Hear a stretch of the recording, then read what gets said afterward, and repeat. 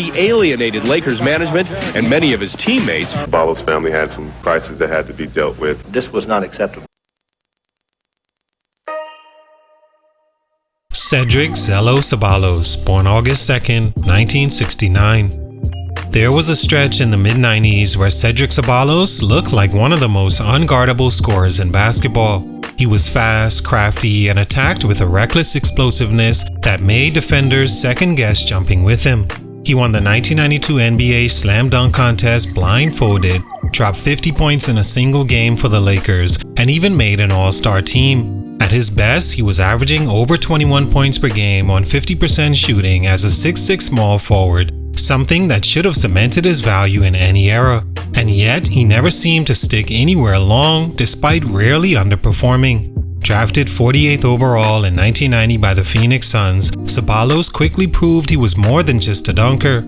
He helped the Suns reach the finals in 1993 and became one of the team's most efficient scorers. But by the next season, he was traded to the Lakers. There, he had his best year statistically, making the All-Star team in 1995 and even leading the Lakers in scoring 2 straight seasons. Still, just as quickly, things went sour. It could have been handled a different way. He will learn that you simply don't do things like this. Again, it's not acceptable. Reports of him missing games without warning, clashes with teammates, and issues behind the scenes that chipped away at his trust within organizations. By 1997, he was traded back to Phoenix. One season later, he was moved again, this time to Dallas. His averages declined, and with each new team, the role got smaller and the patience thinner.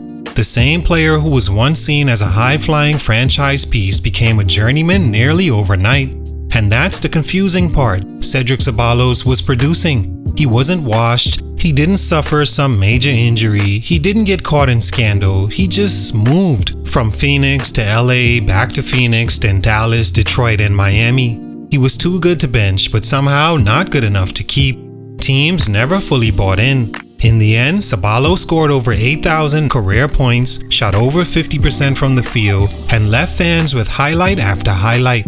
But he never lasted long enough anywhere to be more than a moment.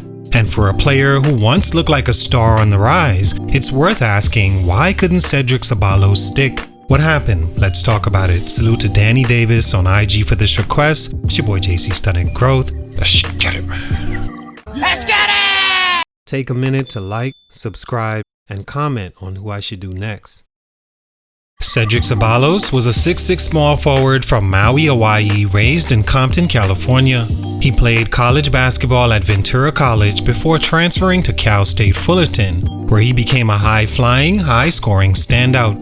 Despite being selected just 48th overall in the 1990 NBA draft by the Phoenix Suns, Ceballos quickly made his mark with elite athleticism and scoring efficiency. By his second season, he was averaging 12.4 points per game on over 57% shooting and helped the Suns reach the 1993 NBA Finals. The following year, he was traded to the Lakers, where he posted back-to-back seasons averaging over 21 points per game, made the All-Star team in 1995, and even dropped 50 points in a game. Still, his time in LA ended abruptly.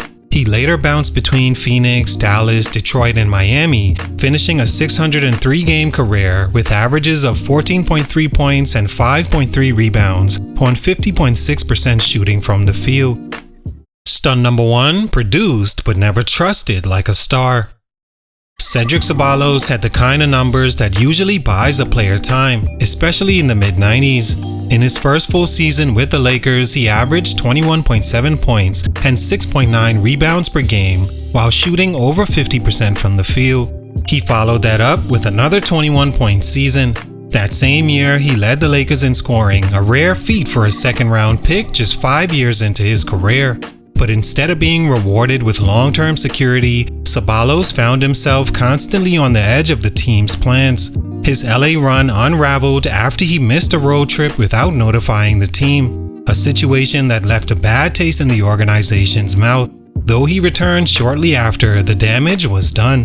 Whether it was about professionalism, trust, or locker room chemistry, the Lakers cooled on him quickly despite his production. The following season, he was traded back to Phoenix, and that wasn't a new theme. Even during his first stint with the Suns, where he helped them reach the 1993 finals, Ceballos wasn't seen as untouchable. He was valuable, but not foundational. His playing style was efficient but unorthodox. He wasn't a three-point shooter or a polished ISO scorer. He thrived in transition, on cuts, and through high-energy plays. His game worked, but it didn't look like it should have worked. More than anything, teams seemed to view Ceballos as replaceable, a luxury, not a necessity. Whether fair or not, he never gave an organization enough reason to lock him in as a franchise pillar. Part of that was personality.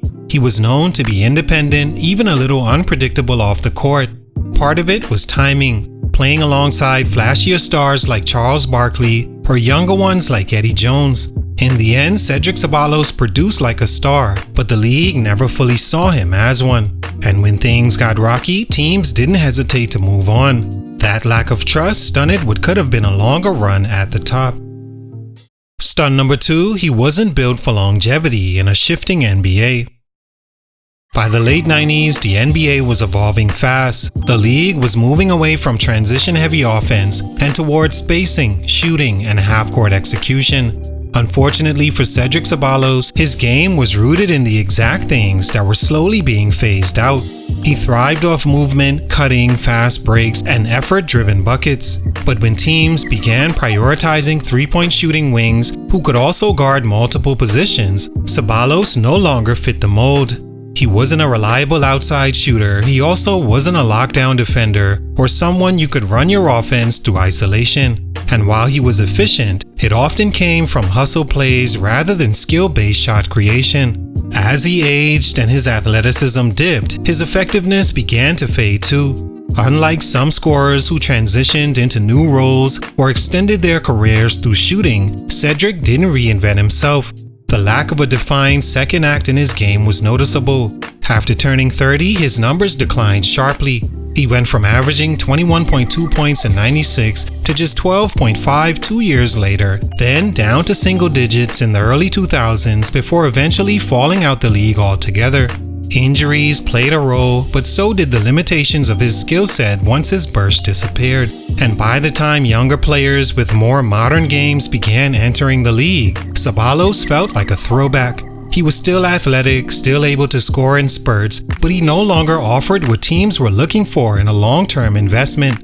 It's not that he didn't have the talent, he absolutely did, but the foundation of his game didn't age well with the league. And without that ability to evolve, his career declined faster than it should have.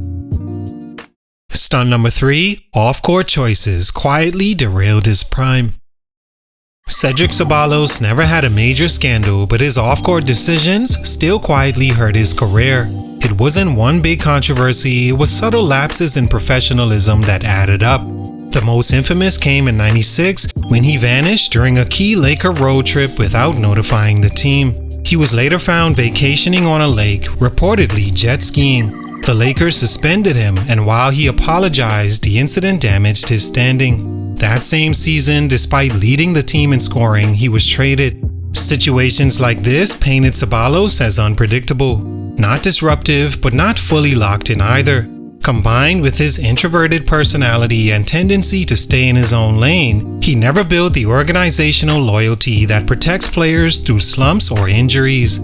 Even after returning to Phoenix and later playing in Dallas and Detroit, there were questions about his focus. He explored music, TV, and later broadcasting, ventures that showed his wide-ranging interests, but also raised doubts about his singular commitment to basketball. In an era where teams valued obsessive dedication, Ceballos moved differently. He was productive on the court, but didn't project the image of a player consumed by the game. Coaches and executives noticed and slowly backed away.